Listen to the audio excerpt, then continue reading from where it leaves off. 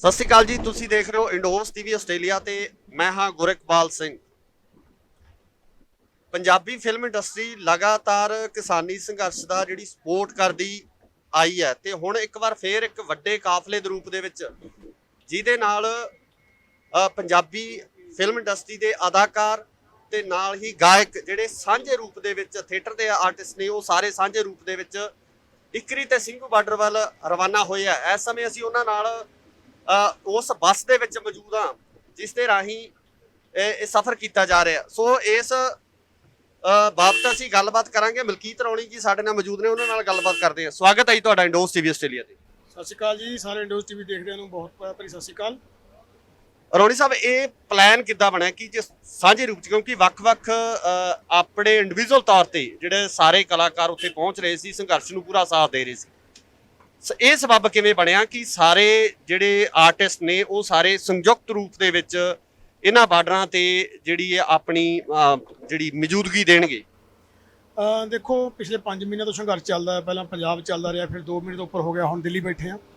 ਸਾਰੇ ਸਾਡੇ ਜਿਹੜੇ ਕਲਾਕਾਰ ਭੈਣ ਭਰਾ ਨੇ, ਚਾਹੇ ਕੋਈ ਗਾਉਣ ਵਾਲਾ, ਚਾਹੇ ਕੋਈ ਲਿਖਣ ਵਾਲਾ, ਕੋਈ ਪੇਂਟਿੰਗ ਕਰਨ ਵਾਲਾ, ਕੋਈ ਅਦਾਕਾਰ ਹੈ, ਸਾਰੇ ਬੰਦਿਆਂ ਨੇ ਆਪੋ ਆਪਣੀ ਹਾਜ਼ਰੀ ਇੱਥੇ ਟਾਈਮ ਬਾਏ ਟਾਈਮ ਲਾਉਂਦੇ ਰਹੇ ਜੀ। ਪਰ ਅਸੀਂ ਜਦੋਂ ਇਹ ਸੰਘਰਸ਼ਾਂ ਦੀ ਗੱਲ ਕਰਦੇ ਸਾਨੂੰ ਇਹ ਪਤਾ ਲੱਗਣ ਲੱਗਿਆ, ਸੁਣਿਆ ਲੋਕਾਂ ਤੋਂ, ਉੱਥੇ ਸਾਡੇ ਜਿਹੜੇ ਆਗੂ ਸਾਹਿਬਾਨ ਬੋਲਦੇ ਹੁੰਦੇ ਸੀ ਕਿ ਦੁਨੀਆ ਦੇ ਵੱਡੇ ਸੰਘਰਸ਼ਾਂ ਵਿੱਚ ਸ਼ਾਮਲ ਹੋ ਗਿਆ ਸੰਘਰਸ਼।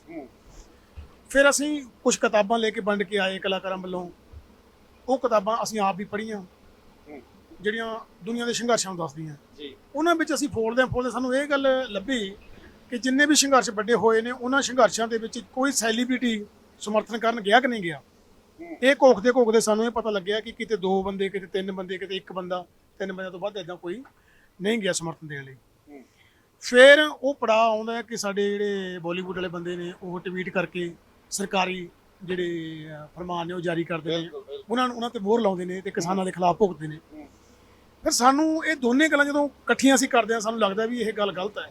ਉਹ ਬਾਲੀਵੁੱਡ ਵਾਲੇ ਉਹ ਲੋਕ ਨੇ ਜਿਹੜੇ ਪੰਜਾਬੀ ਤੜਕਾ ਲਾ ਕੇ ਜਾਂ ਪੰਜਾਬੀਆਂ ਦੇ ਨਾਂ ਤੇ ਵੱਡੇ ਵੱਡੇ ਸਬਜੈਕਟ ਬਣਾ ਕੇ ਇਹਨਾਂ ਨੂੰ ਇਮੋਸ਼ਨਲੀ ਕਰਕੇ ਵੱਡੇ ਪੈਸੇ ਬਣਾ ਕੇ ਲੈ ਕੇ ਜਾਂਦੇ ਨੇ। ਅੱਜ ਜਦੋਂ ਇਹਨਾਂ ਦੇ ਹੱਕ ਵਿੱਚ ਖੜਨ ਦੀ ਲੋੜ ਸੀ, ਇੱਕ ਸਦੀ ਵਿੱਚ ਕਿਸਾਨਾਂ ਨੇ ਕਦੇ ਆਵਾਜ਼ ਨਹੀਂ ਮਾਰੀ ਲੋਕਾਂ ਨੂੰ, ਪੂਰੀ ਸਦੀ ਲੋਕਾਂ ਨੂੰ ਕਿਹਾ ਨਹੀਂ। ਚਾਚਾ ਅਜੀਤ ਸਿੰਘ ਹੋਰਾਂ ਨੇ ਪਗੜੀ ਸੰਭਾਲ ਜੱਟਾ ਲਹਿਰ ਕਿਸੇ ਮੌਕੇ ਚਲਾਈ ਸੀ। ਸੋ ਹੁਣ ਸਦੀ ਬੀਤ ਗਈ, ਕਿਸਾਨਾਂ ਨੇ ਕਦੇ ਕਿਸੇ ਨੂੰ ਆਵਾਜ਼ ਮਾਰ ਕੇ ਨਹੀਂ ਕਿਹਾ ਕਿ ਸਾਡੇ ਨਾਲ ਖੜੋ, ਸਾਡੀ ਮਦਦ ਕਰੋ, ਸਾਨੂੰ ਲੋੜ ਹੈ ਤੁਹਾਡੀ। ਪਰ ਹੁਣ ਸਾਨੂੰ ਮਹਿਸੂਸ ਹੋਇਆ, ਹੁਣ ਕਿਸਾਨੀ ਸੰਘਰਸ਼ ਵਿੱਚੋਂ ਆਗੂ ਸਾਹਿਬਾਨਾਂ ਨੇ ਕਿਹਾ ਕਿ ਸਾਨੂੰ ਲੋੜ ਹੈ, ਸਾਡੇ ਨਾਲ ਖੜਨ ਦੀ ਲੋੜ ਹੈ। ਸੋ ਜਿਹੜਾ ਵੀ ਜਨ ਹੈਗਾ ਬੰਦਾ, ਚਾਹੇ ਉਹ ਦੁਕਾਨਦਾਰ ਹੈ, ਚਾਹੇ ਉਹ ਮੁਲਾਜ਼ਮ ਹੈ, ਚਾਹੇ ਉਹ ਮਜ਼ਦੂਰ ਹੈ, ਕਿ ਸਾਨੂੰ ਤੁਹਾਡੀ ਲੋੜ ਹੈ, ਤੁਸੀਂ ਸਾਡੇ ਨਾਲ ਖੜੋ। ਫਿਰ ਕਲਾਕਾਰ ਭਾਈਚਾਰਾ ਇਹ ਸੋਚਦਾ ਕਿ ਜਦੋਂ ਇਹਨਾਂ ਨੂੰ ਸਾਡੀ ਲੋੜ ਹੈ, ਸਦੀ ਦੇ ਵਿੱਚ ਇਹਨਾਂ ਨੂੰ ਸਾਡੀ ਲੋੜ ਹੁਣ ਪਈ ਹੈ, ਸਾਨੂੰ ਰੋਜ਼ ਲੋੜ ਪੈਂਦੀ ਹੈ, ਸਾਨੂੰ ਇਹਨਾਂ ਦੇ ਨਾਲ ਖੜਨਾ ਚਾਹੀਦਾ। ਦੂਜਾ ਗੱਲ ਸਾਨੂੰ ਇਹ ਲੱਗਿਆ ਕਿ ਜਿੱਥੇ ਸਦੀ ਦਾ ਸਭ ਤੋਂ ਵੱਡਾ ਸੰਘਰਸ਼ ਹੋਇਆ ਇਹ ਦੁਨੀਆ ਦੇ ਵਿੱਚ ਹੋਣ ਜਾ ਰਿਹਾ ਹੈ, ਸੋ ਸਾਨੂੰ ਲੱਗਿਆ ਸਦੀ ਦੀ ਇਹ ਵੀ ਇੱਕ ਵੱਡੀ ਗੱਲ ਹੋਊਗੀ ਕਿ ਪਹਿਲੀ ਵਾਰ ਕਿਸੇ ਫਿਲਮ ਇੰਡਸਟਰੀ ਦੇ ਕੋਈ ਅਦਾਕਾਰ ਲੋਕ ਇੰਨੇ ਵੱਡੇ ਰੂਪ 'ਚ ਇਕੱਠੇ ਹੋ ਕੇ ਗਏ ਹੋਣ। ਰੌਣੀ ਸਾਹਿਬ, ਇੱਕ ਹੋਰ ਬੜੀ ਵੱਡੀ ਗੱਲ ਹੈ ਕਿ ਜਿਵੇਂ ਪੰਜਾਬੀ ਫਿਲਮ ਇੰਡਸਟਰੀ ਨਾਲ ਖੜੀ ਆ ਤੇ ਦੂਜੇ ਪਾਸੇ ਜਿਹੜੀ ਬਾਲੀਵੁੱਡ ਨੇ ਸਰਕਾਰੀ ਟਵੀਟਾਂ ਵਾਲੀ ਨੇਰੀ ਲਿਆਤੀ। ਲਗਾਤਾਰ ਇੱਕ ਦੇ ਪਿੱਛੇ ਇੱਕ ਜਿਹੜੇ ਸਰਕਾਰੀ ਟਵੀਟ ਆਏ ਆ, ਸਰਕਾਰ ਦੇ ਪੱਖ ਦੇ ਵਿੱਚ ਟਵੀਟ ਆਏ ਆ। ਸੋ ਇਹ ਕਿਵੇਂ ਦੇਖਦੇ ਹੋ ਕਿ ਉਹਨਾਂ ਨੂੰ ਇਸ ਗੱਲ ਦੀ ਸਮਝ ਨਹੀਂ ਜਾਂ ਕਿਸਾਨਾਂ ਦੇ ਬਾਬਤ ਉਹ ਜਾਣਕਾਰੀ ਨਹੀਂ ਰੱਖਦੇ? ਕੀ ਕਾਰਨ ਹੋਇਆ ਵੀ ਇੱਦਾਂ ਦੀਆਂ ਟਵੀਟਸ ਜਿਹੜੀਆਂ ਉਹਨਾਂ ਨੂੰ ਦੇਣ ਵਾਸਤੇ ਮਜਬੂਰ ਹੋਣਾ ਪਿਆ, ਤੇ ਉਹ ਵੀ ਉਦੋਂ ਜਦੋਂ ਇੰਟਰਨੈਸ਼ਨਲ ਪੱਧਰ ਤੋਂ ਜਿਹੜਾ ਕਿਸਾਨੀ ਸੰਘਰਸ਼ ਨੂੰ ਵੱਡਾ ਸਮਰਥਨ ਹੈ ਜਿਹੜਾ ਉਹ ਮਿਲਿਆ? ਦੇਖੋ, ਇਹ ਨਹੀਂ ਆਪਾਂ ਕਹਿ ਸਕਦੇ ਕਿ ਉਹਨੂੰ ਪਤਾ ਨਹੀਂ, ਸਾਰੇ ਕਹੇ ਦਾ ਪਤਾ ਵੀ ਕੌਣ ਸਹੀ ਹੈ ਗਲਤ, ਇਹ ਵੀ ਪਤਾ। ਪਰ ਮੈਂ ਜਿਹੜੀ ਗੱਲ ਸਮਝਦਾ, ਜਿੰਨਾ ਅਸੀਂ, ਕਿਉਂਕਿ ਅਸੀਂ ਨਾਲ ਲਿਟਰੇਚਰ ਪੜ੍ਹਦੇ ਰਹੇ, ਸਾਨੂੰ ਸਾਹਿਤ ਦਾ ਸ਼ੌਕ ਸੀ, ਇਹਨਾਂ ਸਦੀਆਂ ਤੋਂ ਜਿਹੜੇ ਅਸੀਂ ਕਲਾਕਾਰ ਹਾਂ, ਚਾਹੇ ਕੋਈ ਪੇਂਟਰ ਹੈ, ਚਾਹੇ ਕੋਈ ਮਿਊਜ਼ਿਕ ਡਾਇਰੈਕਟਰ ਹੈ, ਚਾਹੇ ਕੋਈ ਲਿਖਦਾ ਹੈ, ਗੀਤ ਲਿਖਦਾ ਹੈ, ਕਿਤਾਬ ਲਿਖਦਾ ਹੈ, ਕਲਾਕਾਰ, ਇਹਨਾਂ ਤੇ ਇੱਕ ਸਵਾਲ ਉੱਠਦਾ ਆ। ਉਹ ਸਵਾਲ ਇਹ ਹੈ ਕਿ ਜਿਹੜੀ ਕਲਾ ਹੈ ਉਹ ਕਿਹਦੇ ਲਈ ਹੋਵੇ? ਕਲਾ ਲੋਕਾਂ ਲਈ ਹੋਵੇ ਜਾਂ ਪੈਸੇ ਲਈ ਹੋਵੇ? ਫਿਰ ਹਰ ਚੀਜ਼ ਦੇ ਜਿਵੇਂ ਆਪਾਂ ਕਹਿੰਦੇ 2 ਪੱਖ ਹੈ, ਇੱਥੇ ਵੀ 2 ਪੱਖ ਹੁੰਦੇ ਨੇ। ਬਹੁਤ ਸਾਰੇ ਲੋਕ ਜਦੋਂ ਲੋਕ ਪਿਆਰ ਦੇ ਕੇ ਉਹਨੂੰ ਕਲਾਕਾਰ ਬਣਾ ਦਿੰਦੇ, ਕਲਾਕਾਰੀ ਦਾ ਨਾਂ ਦੇ ਦਿੰਦੇ ਆ, ਉੱਥੇ ਬਹੁਤ ਸਾਰੇ ਲੋਕ ਫਿਰ ਕਈ ਪੈਸੇ ਵੱਲ ਚਲੇ ਜਾਂਦੇ ਨੇ। ਕੁਝ ਲੋਕ ਇਹ ਗੱਲ ਨੂੰ ਯਾਦ ਰੱਖਦੇ ਨੇ ਕਿ ਸਾਨੂੰ ਕਲਾਕਾਰ ਬਣਾਉਣ ਵਾਲੀ ਇਹ ਜਨਤਾ, ਨਾ ਕਿ ਕੋਈ ਸਰਕਾਰ, ਨਾ ਕਿ ਕੋਈ ਰਾਜਨੀਤਿਕ ਪਾਰਟੀ। ਫਿਰ ਉਹਨਾਂ ਨੂੰ ਜਦੋਂ ਕਿਤੇ ਮੌਕਾ ਮਿਲਦਾ ਫਿਰ ਉਹ ਬੰਦੇ ਉਹਦਾ ਰਿਣ ਉਤਾਰਦੇ ਨੇ, ਉਹਦਾ ਕਰਜ਼ ਉਤਾਰਦੇ ਨੇ। ਤੇ ਮੈਂ ਸਮਝਦਾ ਕਿ ਸਾਨੂੰ ਇੱਕ ਕਰਜ਼ ਉਤਾਰਨ ਦਾ ਮੌਕਾ ਮਿਲ ਰਿਹਾ। ਅਸੀਂ ਆਮ ਸਧਾਰਨ ਪਰਿਵਾਰਾਂ ਜੰਮਣ ਵਾਲੇ ਲੋਕ ਹਾਂ, ਸਾਡੇ ਬਾਪ ਦਾਦੇ ਕੋਈ ਕਲਾਕਾਰ ਨਹੀਂ ਸੀ। ਸੋ ਜਦੋਂ ਇਹਨਾਂ ਲੋਕਾਂ ਨੇ ਸਾਡੇ ਨਾਂ ਦੇ ਪਿੱਛੇ ਕਲਾਕਾਰ ਸ਼ਬਦ ਲਾਇਆ ਤਾਂ ਅਸੀਂ ਆਮ ਸਧਾਰਨ ਬੰਦੇ ਤੋਂ ਖਾਸ ਹੋ ਗਏ, ਸੈਲੀਬ੍ਰਿਟੀ ਲੋਕ ਸਾਨੂੰ ਕਹਿਣ ਲੱਗ ਗਏ। ਸੋ ਜਿਨ੍ਹਾਂ ਲੋਕਾਂ ਨੇ ਸਾਨੂੰ ਇੰਨਾ ਪਿਆਰ ਦਿੱਤਾ ਹੈ, ਇੱਥੇ ਤੱਕ ਪਹੁੰਚਾਇਆ ਹੈ, ਜਦੋਂ ਉਹ ਲੋਕ ਸੜਕਾਂ ਤੇ ਬੈਠੇ ਹੋਣ, ਉਹ ਲੋਕ ਤਕਲੀਫ 'ਚ ਹੋਣ, ਤਾਂ ਸਾਡਾ ਅਖਲਾਕੀ ਫਰਜ਼ ਬਣਦਾ ਕਿ ਅਸੀਂ ਉਹਦੇ ਨਾਲ ਬੈਠੀਏ ਆ ਕੇ। ਸੋ ਇਸ ਕਰਕੇ ਮੈਂ ਸਮਝਦਾ, ਮੈਂ ਧੰਨਵਾਦ ਕਰਦਾ ਸਾਰੀ ਫਿਲਮ ਇੰਡਸਟਰੀ ਦਾ, ਜਿਨ੍ਹਾਂ ਨੇ, ਕਿਉਂਕਿ ਸਮੁੱਚੀ ਫਿਲਮ ਇੰਡਸਟਰੀ ਅੱਜ ਕਿਸਾਨਾਂ ਦੀ ਪਿੱਠ ਪਿੱਛੇ ਖੜੀ ਹੈ, ਉਹਨਾਂ ਦੇ ਨਾਲ ਖੜੀ ਆ ਅੰਦਾਤਿਆਂ ਦੇ। ਸਾਡਾ ਕੰਮ, ਸਾਡੀਆਂ ਕਹਾਣੀਆਂ ਇਹਨਾਂ ਚੀਜ਼ਾਂ 'ਚੋਂ ਨਿਕਲੀਆਂ। ਅਸੀਂ ਖੇਤਾਂ 'ਚ ਸ਼ੂਟਿੰਗ ਕਰਦੇ ਸੀ, ਘਰਾਂ 'ਚ ਸ਼ੂਟਿੰਗ ਕਰਦੇ ਸੀ। ਸਾਨੂੰ ਨਾ ਤਾਂ ਕਿਸੇ ਸਰਕਾਰ ਨੇ ਕਿਹਾ, ਸਾਨੂੰ ਲੋਕਾਂ ਨੇ ਕਿਹਾ ਕਿ ਤੁਸੀਂ ਕਲਾਕਾਰ ਹੋ, ਅਸੀਂ ਕਲਾਕਾਰ ਬਣੇ। ਸੋ ਸਾਡਾ ਫਰਜ਼ ਹੈ, ਇਹ ਅਸੀਂ ਆਪਣਾ ਫਰਜ਼ ਪੂਰਾ ਕਰਨਾ, ਅਸੀਂ ਕਿਸੇ ਤੇ ਆਸਾਨ ਨਹੀਂ ਕਰਨਾ ਹੈ। ਰੌਣੀ ਸਾਹਿਬ, ਇੱਕ ਹੋਰ ਜਿਹੜਾ ਇਸ ਪੂਰੇ, ਜਦੋਂ ਕਿਉਂਕਿ ਹਰੇਕ ਦਾ ਸ਼ਡਿਊਲ ਬਿਜ਼ੀ ਆ, ਕਿਉਂਕਿ ਹਰ ਇੱਕ ਦਾ ਕੰਮ ਆ ਆਪਣਾ ਨਿੱਜੀ ਤੌਰ ਤੇ, ਸ਼ੂਟਿੰਗ ਦੇ ਵਿੱਚ ਜਾਂ ਗਾਇਕੀ ਦੇ ਵਿੱਚ ਸਾਰੇ ਬਿਜ਼ੀ ਆ। ਸੋ ਇਹ ਤਾਂ ਜਿਹੜੀ ਆਰਗੇਨਾਈਜ਼ ਕਿਵੇਂ ਕੀਤਾ ਗਿਆ, ਆਰਗੇਨਾਈਜ਼ ਕਿਹਨੇ ਕੀਤਾ, ਉਹ ਥੋੜਾ ਜਾਣਕਾਰੀ ਜ਼ਰੂਰ ਦਿਓ ਵੀ ਕਿਹਦੇ ਵੱਲੋਂ ਜਿਹੜਾ ਉਪਰਾਲਾ ਹੈ ਇਹ ਕਿਹਨਾਂ ਵੱਲੋਂ ਕੀਤਾ ਗਿਆ? ਨਹੀਂ, ਵੱਲੋਂ ਕਿਸੇ ਆਏ ਨਹੀਂ। ਇਹ ਦੇਖੋ, ਇੱਕ ਦੂਜੇ ਨੂੰ ਅਸੀਂ ਸਾਰੇ ਕ੍ਰੈਡਿਟ ਦਿੰਦੇ ਆ, ਪਰ ਇਹ ਮੈਂ ਕਹਿੰਦਾ ਜਿੰਨੇ ਬੱਸ 'ਚ ਲੋਕ ਬੈਠੇ ਨੇ ਸਾਰਿਆਂ ਦੀ ਉਪਰਾਲਾ ਹੈ। ਹਾਲਾਂਕਿ ਹਜੇ ਤਾਂ ਬਹੁਤ ਸਾਰੇ ਲੋਕ ਇਹ ਕਹਿੰਦੇ ਸੀ 2-4 ਦਿਨ ਅੱਗੇ ਕਰ ਲਓ, ਅਸੀਂ ਵੀ ਜਾਣਾ, ਅਸੀਂ ਜਾਣਾ। ਹੁਣ ਜਿਵੇਂ ਅਸੀਂ ਨਾਟਕ ਸੀਰੀਅਲ ਬਣਾਉਂਦੇ ਆਪਾਂ ਕਹਿੰਦੇ ਕਿ ਦੂਜਾ ਐਪੀਸੋਡ ਆਊਗਾ, ਅਸੀਂ ਕਹਿੰਦੇ ਕਿ ਅਗਲੀ ਕਿਸ਼ਤ ਆਊਗੀ, ਅਗਲੀ ਕਿਸ਼ਤ ਫੇਰ ਆਊਗੀ।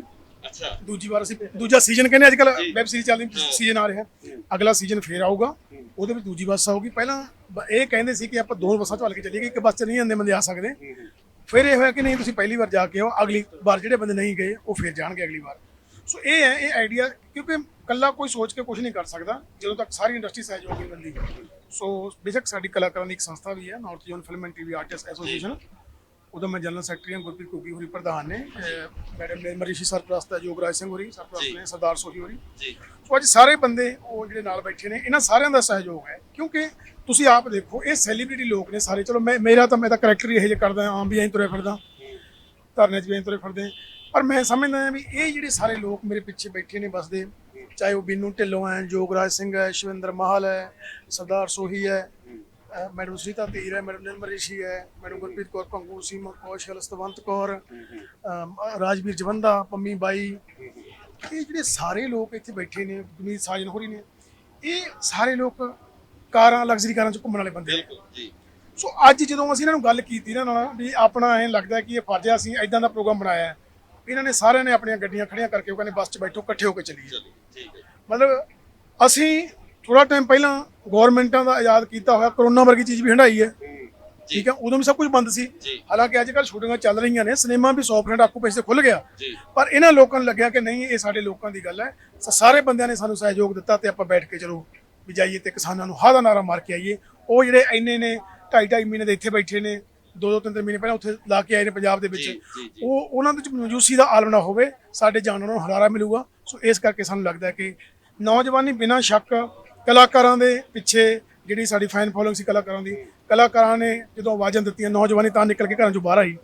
ਕਿਸਾਨ ਯੂਨੀਅਨਾਂ ਸਾਡੀਆਂ, ਜਿਨ੍ਹਾਂ ਨੇ ਇੱਕ ਲੰਬਾ ਦੌਰ ਹੰਢਾਇਆ ਹੈ, ਬਹੁਤ ਸਾਰੇ ਸੰਘਰਸ਼ ਕੀਤੇ, ਉਹਨਾਂ ਨੇ ਬਹੁਤ ਸਾਰੇ ਲੋਕਾਂ ਦੀਆਂ ਕੁਰਬਾਨੀਆਂ ਦਿੱਤੀਆਂ ਤਾਂ ਯੂਨੀਅਨਾਂ ਇੱਥੇ ਤੱਕ ਪਹੁੰਚੀਆਂ। ਪਰ ਯੂਨੀਅਨ ਨੂੰ ਹਮੇਸ਼ਾ ਇੱਕ ਇਤਰਾਜ਼ ਰਹਿੰਦਾ ਸੀ ਕਿ ਜਿਹੜੀ ਨੌਜਵਾਨੀ ਆ ਉਹ ਸਾਡੇ ਨਾਲ ਨਹੀਂ ਲੱਗਦੀ, ਨਵੇਂ ਬੰਦੇ ਸੰਘਰਸ਼ਾਂ 'ਚ ਨਹੀਂ ਆ ਰਹੇ। ਇਹ ਆਰੰਭ ਹੈ ਕਿ ਕਲਾਕਾਰਾਂ ਨੇ ਮੂਹਰੇ ਹੋ ਕੇ ਜਵਾਨੀ ਵੱਲੋਂ ਲਾ ਤੇ ਅੱਜ ਤੁਸੀਂ ਦੇਖੋ ਸਾਰੇ ਬਾਰਡਰਾਂ ਦੇ ਉੱਤੇ 60% ਸਾਡੇ ਨੌਜਵਾਨ ਧੀਆਂ ਪੁੱਤ ਬੈਠੇ ਨੇ, ਜਿਹੜੇ ਕਹਿੰਦੇ ਨੇ, ਜਿਹੜਿਆਂ ਨੇ ਇਹ ਗੱਲ ਨੂੰ ਸਮਝ ਲਿਆ ਕਿ ਇਹ ਜਿਹੜੀ ਲੜਾਈ ਹੈ, ਜਿਹੜਾ ਸੰਘਰਸ਼ ਹੈ, ਇਹ ਬਜ਼ੁਰਗਾਂ ਦਾ ਨਹੀਂ, ਇਹ ਸਾਡਾ ਹੈ। ਬਜ਼ੁਰਗਾਂ ਨੇ ਆਪਣੀ ਅੱਧ ਤੋਂ ਵੱਧ ਉਮਰਾਂ ਲੰਘਾ ਲਈਆਂ ਕਿ ਇਹ ਸਾਡੇ ਪੁੱਤ ਪੋਤੇ, ਸਾਡੇ ਦੋਹਤਿਆਂ ਦਾ ਸੰਘਰਸ਼ ਹੈ। ਸੋ ਸਾਰੇ ਨਾਲ ਲੱਗੇ ਹੋਏ ਨੇ। ਮੈਂ ਧੰਨਵਾਦ ਕਰਦਾ, ਮੈਂ ਸਲੂਟ ਕਰਦਾ ਉਹਨਾਂ ਲੋਕਾਂ ਨੂੰ ਜਿਨ੍ਹਾਂ ਨੇ ਸਾਨੂੰ ਜਗਾਇਆ। ਉਹ ਚਾਹੇ 70-80 ਸਾਲ ਦੇ ਬਜ਼ੁਰਗ ਨੇ, ਮਾਤਾਵਾਂ ਨੇ, ਕਈ ਵਿਚਾਰੇ ਉਹ ਬੰਦੇ ਨੇ ਜਿਨ੍ਹਾਂ ਦੇ ਸਮਰੱਥਾ ਪੂਰੀ ਨਹੀਂ ਤੁਰਨ ਦੀ, ਜਿਨ੍ਹਾਂ ਦਾ ਕੋਈ ਅੰਗ ਪੈਰ ਦੀ ਵੀ ਪ੍ਰੋਬਲਮ ਹੈ ਨਹੀਂ, ਕਿਸੇ ਵਜ੍ਹਾ ਕਰਕੇ ਟੁੱਟ ਗਿਆ ਜਾਂ ਕੱਟਿਆ ਗਿਆ ਜਾਂ ਕੁਝ ਵੀ ਹੋਇਆ, ਉਹ ਬੰਦੇ ਵੀ ਜਦੋਂ ਉੱਥੇ ਬੈਠੇ ਨੇ ਤਾਂ ਸਾਡੇ ਵਰਗੇ ਚੰਗੇ ਫਿਲੇ ਪੂਰੇ ਅੰਗ ਪੈਰ ਵਾਲੇ ਲੋਕਾਂ ਨੂੰ ਸ਼ਰਮ ਆਉਂਦੀ ਹੈ ਵੀ ਯਾਰ ਇਹ ਲੋਕ ਇੱਥੇ ਬੈਠੇ ਨੇ ਤਾਂ ਸਾਨੂੰ ਕੀ ਹੋਇਆ ਜੀ। ਸੋ ਇਹ ਹੁਲਾਰਾ ਹੈ ਕਿ ਕਲਾਕਾਰ ਬੰਦੇ ਨੇ, ਕਹਿੰਦੇ ਵੀ ਸਮਾਜ ਦਾ ਸ਼ੀਸ਼ਾ ਹੁੰਦਾ, ਕਲਾਕਾਰ ਨੇ ਲੋਕਾਂ ਨੂੰ ਸ਼ੀਸ਼ਾ ਦਿਖਾਉਣਾ ਹੁੰਦਾ। ਅਸੀਂ ਉਹਨਾਂ ਲੋਕਾਂ ਨੂੰ ਸ਼ੀਸ਼ਾ ਦਿਖਾਉਂਦੇ ਹਾਂ ਜਿਹੜੇ ਲੋਕ ਹਾਲੇ ਵੀ ਕਿਤੇ ਨਾ ਕਿਤੇ ਅਵੇਸਲੇ ਹੋਏ ਪਿੰਡਾਂ ਦੇ ਸੱਥਾਂ 'ਚ ਬਹਿ ਕੇ ਤਾਸ਼ਾਂ ਖੇਡਦੇ ਨੇ। ਤਾਂ ਉਹੀ ਉਹਨਾਂ ਨੂੰ ਇਹ ਕਹਾਂਗੇ ਉੱਥੇ ਜਾ ਕੇ ਕਿ ਤੁਹਾਡੇ ਭੈਣ ਭਰਾ, ਤੁਹਾਡੇ ਬਜ਼ੁਰਗ ਬੈਠੇ ਨੇ ਉੱਥੇ, ਆਪਾਂ ਉਹਨਾਂ ਦੀ ਸਾਰ ਲਈਏ, ਆਪਾਂ ਵਾਰੀ-ਵਾਰੀ ਉਹਨਾਂ ਨਾਲ ਬੈਠੀਏ, ਕਿਉਂਕਿ ਲੜਾਈ ਲੰਬੀ ਹੈ। ਹਾਕਮ ਮਗਰੂਰ ਹੈ, ਹਾਕਮ ਜਿਹੜਾ ਉਹ ਮੈਂ ਸਮਝਦਾ ਕਿ ਆਪਣੀ ਜਿੱਦ ਤੇ ਅੜਿਆ ਹੋਇਆ ਹੈ। ਉਹਦੀ ਜਿਹੜੀ ਜਿੱਦ ਹੈ ਇਹ ਮੰਨਣ ਵਾਲੀ ਗੱਲ ਹੈ, ਕਿਉਂਕਿ ਜਿੰਨੇ ਵੀ ਦੁਨੀਆ ਦੇ ਸੰਘਰਸ਼ ਹੋਏ ਨੇ, ਹਾਕਮਾਂ ਦੀ ਜਿਹੜੀ ਅੜ ਹੈ ਉਹ ਲੋਕਾਂ ਨੇ, ਮਿਹਨਤੀ ਲੋਕਾਂ ਨੇ, ਮਿਹਨਤਕਸ਼ ਲੋਕਾਂ ਨੇ ਆਪਣੇ ਸਬਰਾਂ ਨਾਲ ਭੰਨੀ ਹੈ। ਸੋ ਇਹ ਜਬਰਾਂ ਦਾ ਮੁਕਾਬਲਾ ਸਬਰਾਂ ਨਾਲ। ਸੋ ਅਸੀਂ ਵੀ ਤੁਹਾਨੂੰ ਇਸ ਗੱਲ ਲਈ ਵਧਾਈ ਦਿੰਦੇ ਹਾਂ ਕਿ ਤੁਸੀਂ ਇਸ ਉਪਰਾਲੇ ਦੇ ਤਹਿਤ ਜਿਹੜਾ ਇਹ ਉਪਰਾਲਾ ਕਰਕੇ ਉਹਨਾਂ ਸੰਘਰਸ਼ੀ ਲੋਕਾਂ ਦੀ ਹਮਾਇਤ 'ਚ ਜਾ ਰਹੇ ਹੋ, ਉਹਨਾਂ ਦੇ ਉਤਸ਼ਾਹ ਵਧਾਉਣ ਲਈ ਜਾ ਰਹੇ ਹੋ। ਸੋ ਸਾਡੇ ਵੱਲੋਂ ਵੀ, ਸਾਡੇ ਚੈਨਲ ਵੱਲੋਂ, ਸਾਡੀ ਪੂਰੀ ਟੀਮ ਵੱਲੋਂ ਇਸ ਗੱਲ ਦੀ ਅਸੀਂ ਤੁਹਾਨੂੰ ਵਧਾਈ ਦਿੰਦੇ ਹਾਂ। ਬਹੁਤ ਮਿਹਰਬਾਨੀ, ਮੈਂ ਤੁਹਾਡਾ ਵੀ ਧੰਨਵਾਦ ਕਰਾਂਗਾ ਕਿ ਤੁਸੀਂ ਚੈਨਲ ਵਾਲੇ ਲੋਕਾਂ ਨੇ ਸਾਡਾ ਸੰਘਰਸ਼ ਵੱਡਾ ਕੀਤਾ, ਸਾਨੂੰ ਦਿਖਾ ਕੇ ਨਹੀਂ। ਗੋਦੀ ਮੀਡੀਆ ਸਾਨੂੰ ਦਿਖਾਈ ਨਹੀਂ ਰਿਹਾ ਕਿਤੇ, ਉਹ ਤਾਂ ਹਾਲੇ ਵੀ ਸਰਕਾਰਾਂ ਦੇ ਹੱਕ 'ਚ ਹੀ ਖੜਾ ਹੈ। ਸੋ ਧੰਨਵਾਦ ਜੀ ਤੁਹਾਡਾ ਬਹੁਤ ਬਹੁਤ।